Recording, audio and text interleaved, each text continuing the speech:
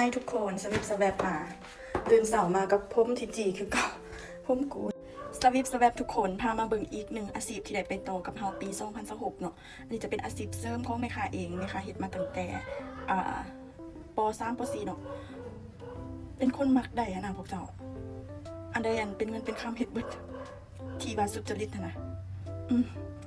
อันตอนนั้นจะเป็นอันจือความได้ว่าตอนเป็นเด็กน้อยจะเป็นเอาเหล็กกานะมามัดใส่กับเสือกกับหนองเนาะ2 คนละกันลากนำกลางบ้านนะแหละมาเก็บขายโลละ1,000 กีบเนาะโลละ500สินะ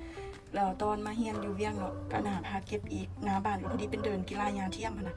เวลานักกีฬาเข้ามาซื้อน้ำกินเนาะเขาก็ทิมน้ำเดินนะตื่นเช้าตั้งแต่5 โมงครึ่ง6 โมงเขาก็ไปเก็บปีหนึ่งขายเท่านึงเนาะแล้วอันนี้ก็คือผลงานของเฮาที่ว่าเฮาเก็บมาได้ปี1กับ1 เดือน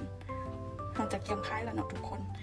เป็นอาชีพหนึ่งที่ว่าโอเคเนาะแต่ว่าอันนี้ตะกี้เขาตั้งใจเก็บแต่อันนี้แม่นทำบริตั้งใจเก็บแต่ก็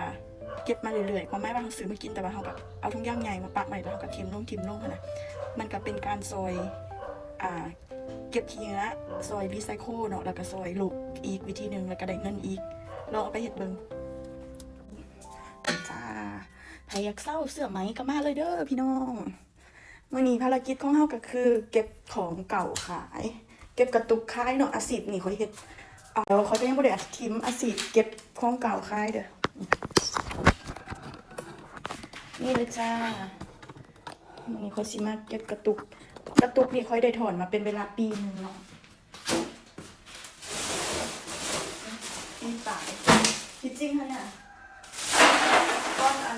2017-2018เขาจะเก็บถอนอยู่เงินหนาเขาเนาะเขาจะมาไปเก็บอยู่อันเดินเตะบ้านยาเที่ยงค่ะนะทีเขาเจ้าอันเตะบ้านแล้วเขาจะกินทิ้งตั้มกันคือเขามา5 โมง 6 โมงแล้วเขาก็ไปยางเก็บน้ำเดินอันกีฬายาเที่ยงนี่แหละมาถอนในปีนึงค่ายเดือนนึงแต่ยังไม่ได้ทีมอาชีพอันเด้อยังเก็บทุกอย่างเขาจะเอาใจในเพราะว่าจุดเยี่ยมค่ายออกเต้นเอายางเต้นมันเต้นดี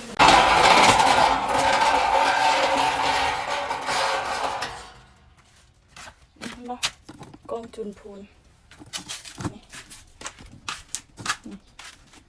มันเบิดทั้งหนำหนอกบาด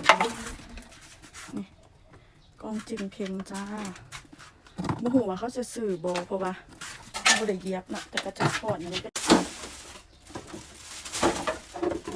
เอากระสีคล้ายคือกันเนาะเดี๋ยวสิให้เบิ่งว่าผลงาน1 ปีกับ1 เดือนเนาะแดงยังแดงอันนี้เป็นตุกน้ำเนาะอันนี้ชื่อว่าบริตั้งใจเก็บแต่ทุกคนเวลาเขาซื้อมากินแล้วเขาก็เอามาใส่ถุงใหญ่ปะไว้ค่ะนะถอนไว้ปีนึงกำหนดเท่าไหร่วางแผนให้ตัวเองค่ะนะกำหนดปีนึงจะขายออกเท่านึงแล้วก็มีกล่องเบียร์ได้3 เจ็ด3 เป่าเนาะแล้วก็อันนี้เป็นพวกกล่องบุ้งหูว่าเขาจะหับโบเพราะว่าเขาบริเย็บเนาะเป็นกล่องแบบนี้นะกับบางกล่องก็อาจจะมีห่อบ่คือกันเนาะตอนนี้แก๊สนี่กับบุ้งหูว่าเขาจะหับโบเขาก็ถอนปะไว้ก่อนเนาะแล้วก็มีย่างแบบพวกนี้เนาะผลงาน1 ปีตะกี้ถือว่าตั้งใจเก็บเลยเนาะแต่เดี๋ยวนี้หันแบบ